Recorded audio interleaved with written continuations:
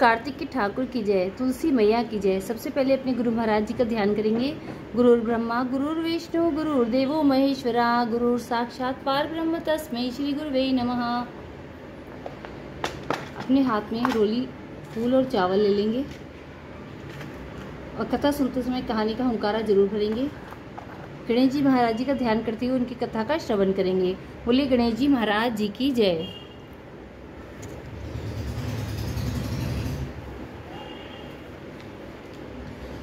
एक विनायक महाराज थे।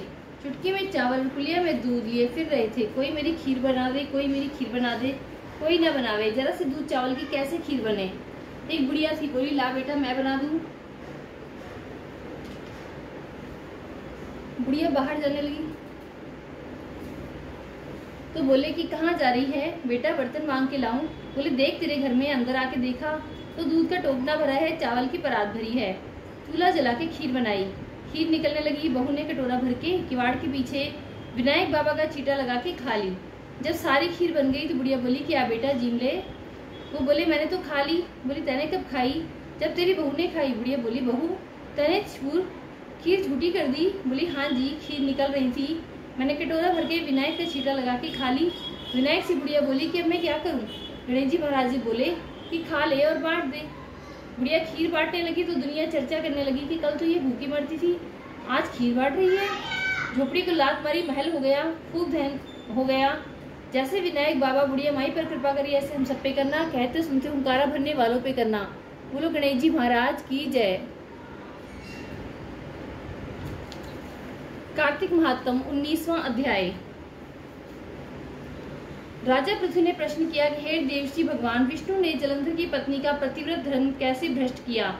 नारद जी ने उत्तर दिया कि जलंधर के नगर में जाकर विष्णु ने उसकी पत्नी वृंदा का पतिव्रत धर्म भंग करने का विचार किया।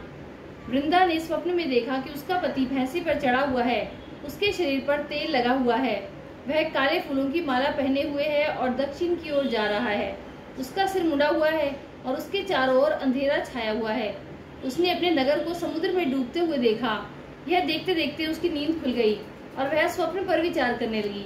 उसने देखा कि सूर्य उदित हो रहा है पर उसमें छेद हो रहे हैं और उसमें चमक भी नहीं है, अशुभ सूचक। इन लक्षणों को देखकर वह रोने लगी, भय से घबरा उठी। उसका ना नगर में मन लगा, ना अटारी पर चढ़कर चैन मिला। तब वह दो सखियों को साथ लेकर नगर के समीप वाले बाग में चली गई। डरी हुई वह इधर उधर घूमने लगी पर कहीं उसे शांति न मिल सकी। इसके बाद वह जंगल में गई और उसे वहां भी चैन नहीं मिला। वहां वृंदा ने डरावनी सूरत वाले दो राक्षसों को देखा। उनके मुंह से सिंह के समान थे, नेत्र अत्यंत भयानक थे। उनको देखकर घबरा कर वह भागने लगी। तभी उसे एक मुनि बैठे हुए दिखाई पड़े। वे शांत और मौन थे, शिष्य भी उनके पास थे। राक्षसों के डर से डरी हुई तो वह थी ही, इसलिए उन तपस्वी के गले में अपनी बाहें डालकर रक्षा के लिए याचना करने लगी। राक्षसों द्वारा खदेड़ी गई उस वृंदा को देखकर मुनि ने उन दोनों भयानक राक्षसों को अपने हुंकार से भगा दिया। जब वृंदा ने देखा कि मुनि के हुंकार से डरकर राक्षस भाग गए हैं, तब उसने दंडवत प्रणाम करके कहा कि हे कृपानिधे, आपने मेरी रक्षा की है। अब मैं आपसे कुछ प्रार्थना करना चाहती हूँ, कृपया आप सुने।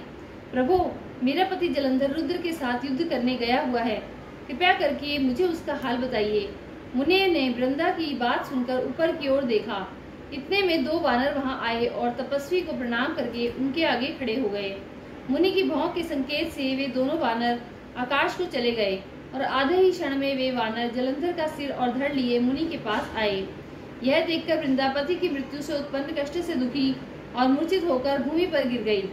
जब मुनि ने कमंडल का जल छिड़का तब वह होश में आ गई। वह अपने मस्तक को पति के मस्तक पर रखकर दुखी होकर रोने लगी।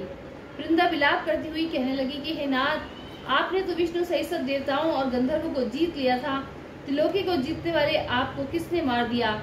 इस तरह क्रंदन करती हुई वृंदा ने उस भूमि से कहा कि हे दयालु मुने, मेरे पति को जीवित कर दीजिए। मुझे विश्वास है कि आप में इसे जीवित करने की शक्ति है। उसकी बात सुनकर मुनि ने कहा कि तुम्हारे इस पति को रुद्र ने मारा है, अतः मैं इसे जीवित करने में असमर्थ हूँ। फिर भी तुम पर कृपा करके मैं इसे जीवित करता हूँ। यह सब विष्णु की ही माया रची हुई थी। ऐसा कहकर मुनि अदृश्य हो गए और उसी समय जलंधर जी उठा। उसने वृंदा को आलिंगन में लेकर प्रसन्नता से चुम्बन किया। वृंदा भी पति को देखकर अत्यंत हर्षित हुई। उस बाग में पति के साथ रहती हुई वह बहुत दिनों तक विहार करती रही। एक बार जब वह भोग विलास में लिप्त थी तो उसे भोग के अंत में उसने देखा कि उसके साथ जलंधर नहीं विष्णु है। तब विष्णु को ताड़ित करती हुई क्रोधित होकर वृंदा ने कहा कि हे विष्णु, पराई स्त्री के साथ गमन करने वाले तुम्हारा आचरण धिक्कार योग्य है। मैंने समझ लिया है कि यह आपकी मायावी तपस्वी तुम ही थे। तुमने छल करके जो बंदर मुझे दिखाए थे वे तुम्हारे ही द्वारपाल हैं। वे ही दोनों राक्षस होकर तुम्हारी पत्नी का हरण करेंगे और तुम स्त्री के दुख से दुखी होकर वन में फिरोगे। जब तुम्हें वानरों की आवश्यकता पड़ेगी, सर्वेश्वर होते हुए भी तुम मारे मारे फिरोगे और यह तुम्हारा शिष्य भी तुम्हारा साथी रहेगा। इतना कहकर वृंदा अग्नि में प्रवेश कर गई। विष्णु के रोकने पर भी वह नहीं रुकी। तत्पश्चात विष्णु बार बार वृंदा का स्मरण करते हुए उसी चिता की भस्म में लौटने लगे।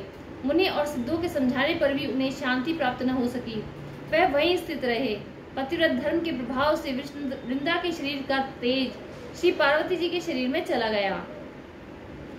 बोलिए कार्तिक के ठाकुर की जय, तुलसी मैया की जय। अध्याय 19 संपूर्ण।